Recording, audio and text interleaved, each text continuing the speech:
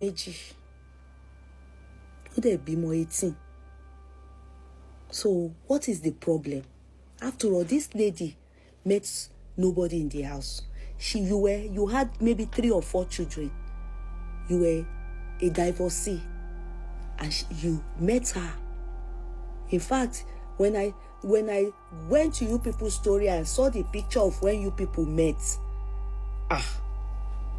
yàtọ̀ wà o, mi ní parọ́.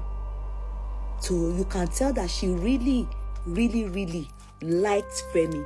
Torí Femi. Ẹ̀yin tèmi, arábìnrin yìí ó tẹ̀síwájú láti máa dráàgì arákùnrin tí a mọ̀ sí Fẹ́mi Adébáyọ̀ àti bàbá rẹ̀ Ọ̀gá Bello lórí ọ̀rọ̀ ìyàwó rẹ̀ tí ó fi sílẹ̀. Ẹ̀yin èèyàn wa, kí ló tún ṣẹlẹ̀ báyìí? Ìjẹ́ ọ̀rọ̀ yìí kò ní lẹ́yìn báyìí? Ọ̀rọ̀ yìí kì í ṣe nǹkan tí èmi nìkan lè gbọ́. Ẹ jẹ́ ká tẹ̀síwájú láti máa gbọ́ nǹkan tí arábìnrin yìí ní láti sọ fún wa. Nígbà yẹn kò ìgbà yẹn ló máa ń sọ nínú múvì tó fi ṣe Fẹ́mi tó ń sọ jẹ lílì tó tiẹ̀ dá tó dúdú báyìí tí ò ṣe rí báyìí. Ọlọ́run dáríjì mí, gbogbo ìgbà yẹn làwọn Fúnkẹ́ náà fi ń wọ́n tọ́ spere tó máa fi ń so tó máa ń so very ras. Àti wà àti gẹ́ yìí dẹ̀ fẹ́ra yín, star yín dẹ̀ dàpọ̀.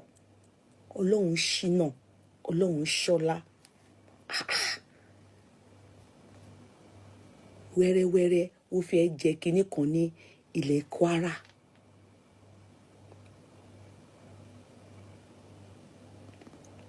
Ó fẹ́ jẹ kinní kan ní ilẹ̀ Kwara. From there, owó dẹ̀ ń wọlé. Gbogbo ẹ̀ ń dá.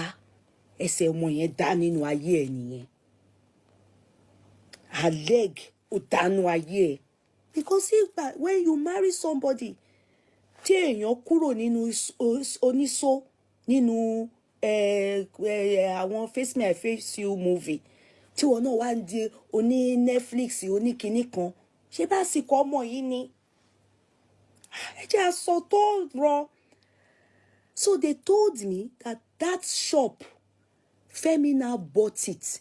Ibi tí ó ti ń ṣe iyán yẹn, tí wọ́n wá ti rà yẹn, tí wọ́n ti lọ gbé ọlọ́pàá sí náà, tí àwọn ọlọ́pàá fẹ́. Femi ó ra ibẹ̀ fún gẹ́ẹ̀ yìí ni. Ó ra the business space. She bought it. He bought it. So she left where she was renting ní Yaba. And of course, she left her air hostess career. You know, many people wouldn't want their wife to continue as an air hostess. Everybody knows her for it. Remember when this whole situation started? We learned she was at Ibadan with him. When this whole matter,